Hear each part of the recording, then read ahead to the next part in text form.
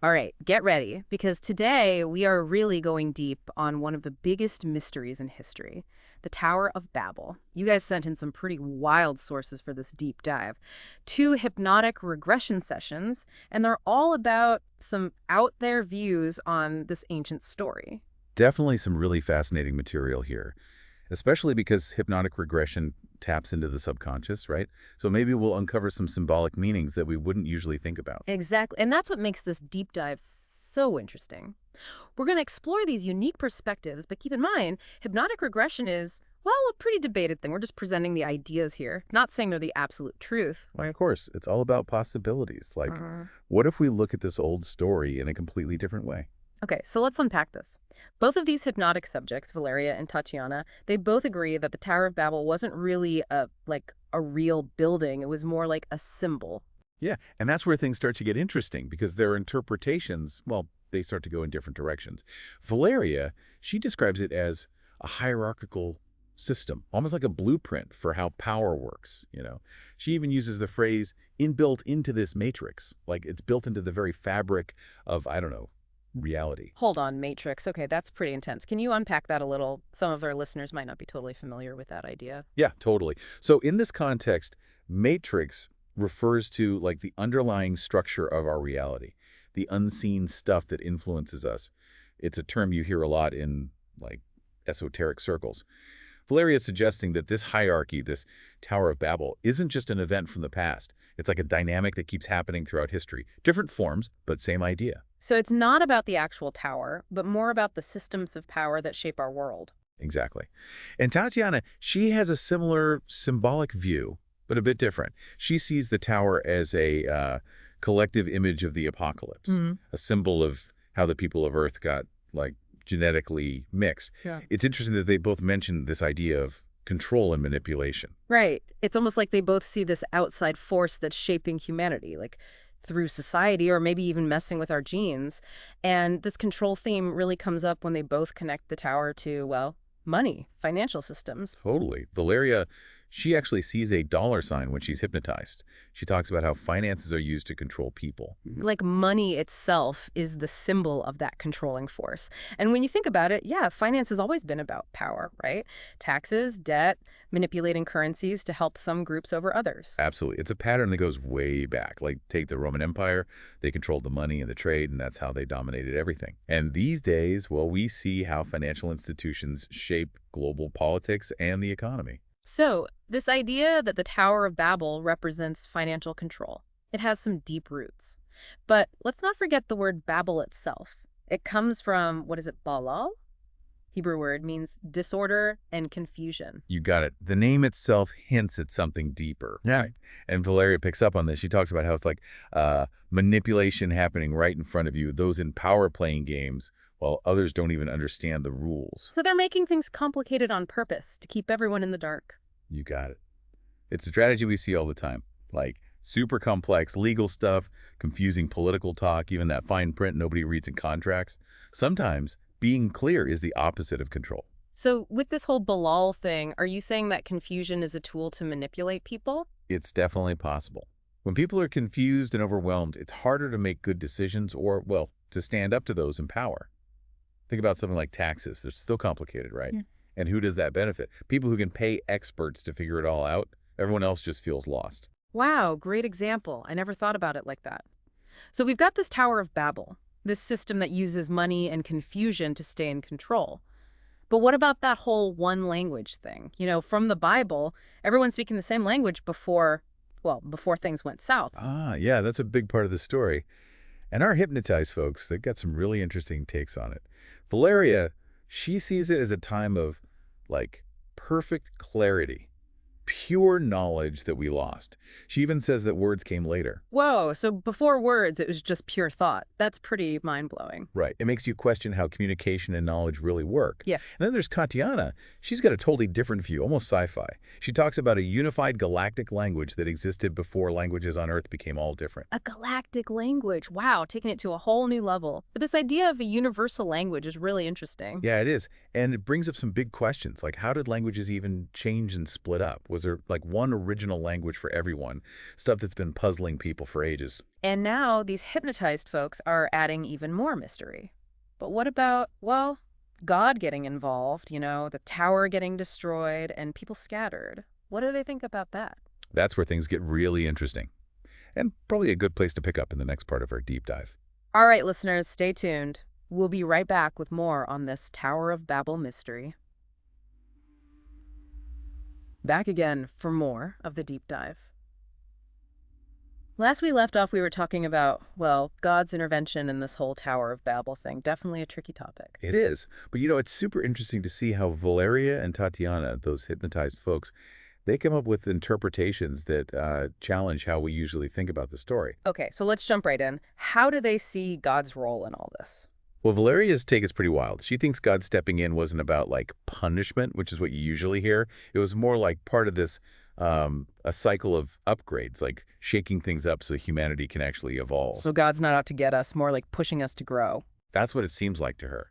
She sees a pattern. Like, we go through cycles of growth and change, and sometimes that change, well, it needs a little chaos to happen. Like hitting the cosmic reset button, huh? Makes you wonder if that chaos is on purpose or just, I don't know, part of evolving. That's a good question.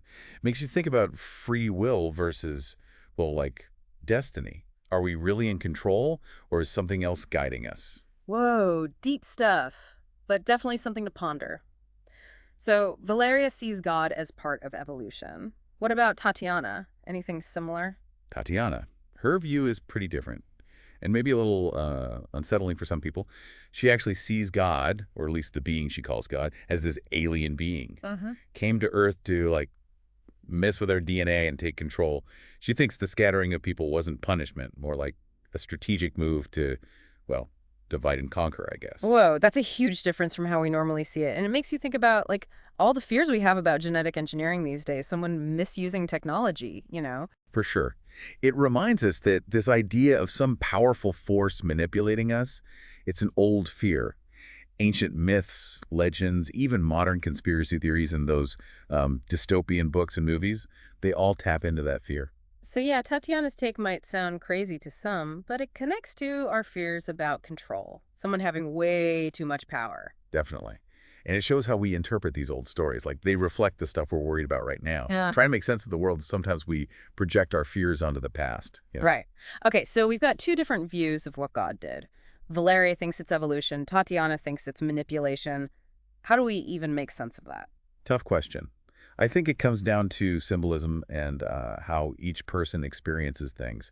These women, they're going deep into their subconscious, bringing up their own experiences and beliefs to understand the story. So they're both looking at the same information, but through their own filters. Exactly. Yeah. That's why you get so many interpretations, even if the source material is the same. Yeah. It's a good reminder that there's no one right answer when you're talking about ancient myths or religious texts. It's all about perspective, finding your own meaning. Makes sense. Okay, let's switch gears a bit. Let's go back to this system upgrade Valeria was talking about.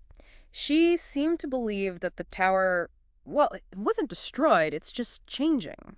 What does she mean by that? She talked about old systems breaking down and new ones taking their place. She even compared it to, like, a financial system crash. Like, the way we manage resources now, that's all going to change into something totally new. So a shift in who has the power. That's a pretty big prediction. It is, and it brings up some important questions, like, if this system is evolving, who's making it happen? And what does it mean for, for all of us? Makes you wonder if we're actually part of this change or just along for the ride. Good point.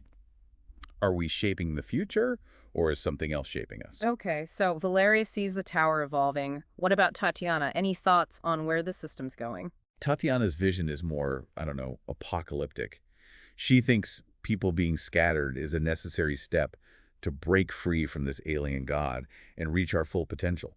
Like, humanity goes through a messy, chaotic time before coming together in a new, better way. So it falls apart before it gets better. Right. And that's a common idea in a lot of spiritual and philosophical traditions. Sometimes you got to go through darkness to get to the light. Like no pain, no gain, but on a global scale. Yeah, exactly. And both of them, even with their different takes, they seem to agree that humanity is about to go through a huge shift. Whether it's natural evolution or us making choices, who knows? Definitely a lot to think about. But before we get too deep into that, let's take a step back. What does all this mean for us right now? Like, how can we actually use these ideas from the hypnotic sessions in our own lives? That's the big question, right? And it's something we'll dive into in the last part of our deep dive. All right, listeners, stay with us as we wrap up our exploration of this whole Tower of Babel thing, what it means for us, for the world, for everything. And we're back for the final part of our deep dive. We've been exploring some really unconventional ideas about the Tower of Babel. Yeah, it's been quite a journey. From like financial control and all that confusion to aliens and even a system upgrade. So much to unpack, right? In this last part, I want to figure out what it all means for us, like practically. How can we actually use these ideas from the hypnotic sessions in our own lives? Great question. And, it's important to remember that these sessions, they're more like symbolic stories, not exactly historical facts. They're meant to make us think differently, question things, and see new possibilities. So instead of getting stuck on whether there was really a tower or an alien god, we should focus on the bigger themes, right? What they tell us about being human. Exactly. Like both Valeria and Tatiana, even though they see things differently, they both agree that humanity is stuck in this system of control and manipulation. They both point to the tower as a symbol of that system, whether it's through money, confusion, or even, messing with our genes. And that control thing, it really hits home for me. I think we've all felt like we're being, I don't know, pushed or manipulated by stuff we can't control, like advertising, social media, even the government. Absolutely. These sessions, they're telling us to wake up, to see how we're being influenced, and start questioning everything we've been told. So first step, be aware. But then what? How do we break free from all that control?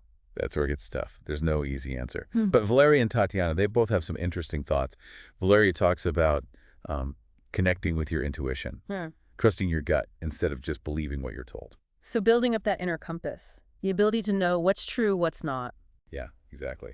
And Tatiana, she focuses on connecting with your true self, that part of you that's not like programmed by society. She thinks that's how we'll find the right path in these crazy times. Like, we gotta unprogram ourselves from all the stories we've been fed and find our own wisdom, huh? That's a great way to put it. It's about taking back your power, thinking for yourself, making choices that feel right to you. So it's not just about changing the systems out there, but also changing ourselves from the inside. Totally. It's about realizing we're not just puppets. We have a say in creating our reality. We can question, we can choose, we can create. Which brings us back to Valeria's system upgrade. If we're part of this change, what kind of world do we actually want? That's the big question, right? We all got to ask ourselves that. What kind of world do we want to be in? What values matter to us? What systems do we want to see? It's about taking responsibility for ourselves and for the planet, realizing that our choices make a difference. You said it. And maybe this Tower of Babel, even though it symbolizes control and confusion, it also reminds us of what we're capable of. Overcoming obstacles, building something better. So maybe the real takeaway from the Tower of Babel isn't about, like, being too ambitious or God getting angry. Maybe it's about unity, working together, using our intentions to create something new. Love that. We're all in this together, right? And by working together, we can build a world that reflects the best of humanity. Well said.